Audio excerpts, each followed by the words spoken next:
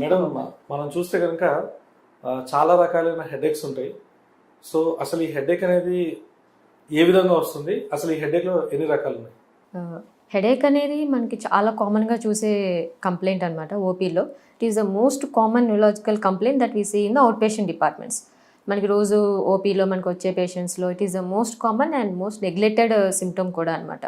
And almost ఓవరాల్గా మన percentages wise చూసుకుంటే it is 28% to 30% of the patients మనకి ఓపీలో చూస్తే కామన్గా హెడేక్తోనే వస్తూ ఉంటారు. సో అది మనకి ఎన్ని రకాలుగా ఉంటుంది హెడేక్ అనేది మెయిన్గా మనకి రెండుగా డివైడ్ అవుతుంది హెడేక్ అనేది. యూజువల్గా ప్రైమరీ హెడేక్స్ అని, సెకండరీ హెడేక్స్ అని అలా రెండు రకాలుగా ఉంటుంది. అలా డిఫరెన్షియేట్ చేయడం అనేది మనకి చాలా ఇంపార్టెంట్. ఎందుకంటే దాన్ని బట్టే మనకి నెక్స్ట్ ఇమేజింగ్ ఏంటి, ఎలా ఎవాల్యుయేట్ చేయాలి, ఎలా ట్రీట్మెంట్ చేయాలి అనే దాన్ని బట్టి కూడా మెయిన్ దాన్ని బట్టే ఉంటుంది. సో ఫస్ట్ పేషెంట్ మనకి హెడేక్తో మన ఓపీకి రాగానే ఫస్ట్ అది ఏ టైప్ ఆఫ్ హెడేక్ అనేది మనం డిఫరెన్షియేట్ చేయాలి. అలా మనకి రెండు రకాలుగా ఉంటుంది, మెయిన్ ప్రైమరీ హెడేకా, సెకండరీ హెడేకా అని. ఇప్పుడు సపోజ్ సెకండరీ హెడేక్స్ అంటే ఏంటి, మన కింద అండర్లయింగ్ డిజార్డర్ ఉంటుంది, లైక్ స్ట్రక్చరల్గా కానీ మెటబాలిక్గా కానీ సంథింగ్ ఒక కాజ్ అనేది ఉంటుంది అండర్లయింగ్. సో దానివల్ల మనకి హెడేక్స్ వస్తూ ఉంటుంది. ప్రైమరీ అనుకోండి, మనకి బ్రెయిన్లో కానీ మెటబాలిక్గా కానీ ఏం కాజెస్ ఉండదు, స్ట్రక్చరల్గా ఏం ప్రాబ్లం ఉండదు, ఏం లేకుండా వచ్చే వాటిని ప్రైమరీ హెడేక్స్ అంటారు. సపోజ్ సెకండరీ హెడేక్స్ అనుకున్నాం కదా, అండర్లయింగ్ కాజ్ ఉండాలి అని. అది స్ట్రక్చరల్ అవ్వచ్చు, మెటబాలిక్ అవ్వచ్చు.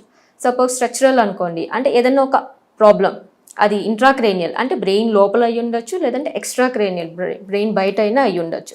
సపోజ్ ఎక్స్ట్రా క్రేనియల్ అనుకోండి, సింపుల్ మనకి సైనసైటిస్ వల్ల కూడా హెడేక్ వస్తుంది, అదొక రీజన్. ఇంకోటి సింపుల్ సైట్, చదువుకునే స్టూడెంట్స్ కానీ కొంచెం సైట్ వల్ల కూడా మనకి హెడేక్స్ వస్తూ ఉంటాయి. సో ఎక్స్ట్రా క్రేనియల్లో ఈ కాజెస్ కూడా ఉంటుందన్నమాట, లైక్ సింపుల్ సైనసైటిస్ అవ్వచ్చు, లేదా సైట్ అవ్వచ్చు, లేదంటే ఇయర్ ఇన్ఫెక్షన్ ఉన్నా సరే మనకి హెడేక్ వస్తుంది. అదే ఇంట్రాక్రేనియల్గా చూసామనుకోండి, అంటే బ్రెయిన్ లోపల మనకి ఏదైనా సబెరక్నాయిడ్ హెమరేజెస్ అంటాము, బ్లీడ్ ఉన్నా సరే, లేదంటే ఏదైనా క్లాట్ ఉన్నా, బ్రెయిన్కి ఏమైనా ఇన్ఫెక్షన్ ఉన్నా సరే, యాబ్సెస్ కానీ లేదంటే ట్యూమర్ కానీ అలా సంథింగ్ ఒక కాజ్ ఉంటే వచ్చేదాన్ని మనం సెకండరీ హెడేక్ అంటాం. అది ఇంట్రాక్రేనియల్ స్ట్రక్చరల్ కాజెస్ అంటాం.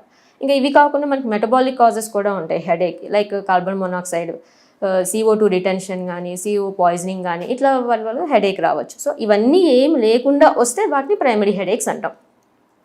ఈ ప్రైమరీ హెడేక్స్లో మళ్ళీ మనకి టైప్స్ ఉంటాయి. మోస్ట్ కామన్గా మనకి అందరికీ తెలిసిందేంటి, మైగ్రేన్. ఏ సింపుల్ హెడేక్ వచ్చినా అందరు మైగ్రేన్ ఉంటారు. సో ప్రైమరీ హెడేక్స్లో మనకి రకాలు ఉంటాయి. అందులో మైగ్రేన్ ఒక రకం ఉంటుంది, టెన్షన్ టైప్ హెడేక్, మామూలుగా టెన్షన్స్ వల్ల వచ్చే హెడేక్. ఇంకా ఇంకో గ్రూప్ ఆఫ్ హెడేక్స్ ఉంటాయి, ట్రైజెమినల్ ఆటోనామిక్ సెఫాలజియాస్ అని, అందులో క్లస్టర్ హెడేక్స్ అని, అలా ఒక గ్రూప్ ఉంటుంది. సో ఇవన్నీ ప్రైమరీ హెడేక్స్. సెకండ్ హెడేక్స్ ఇందాక మనం అనుకున్నట్టు ఏదైనా ఒక కాజ్ ఉంటే వచ్చేవి మన సెకండరీ హెడేక్ అనమాట. ఇలాంటి ఇంట్రెస్టింగ్ వీడియోస్ కోసం తప్పకుండా మా ఛానల్ని సబ్స్క్రైబ్ చేయండి.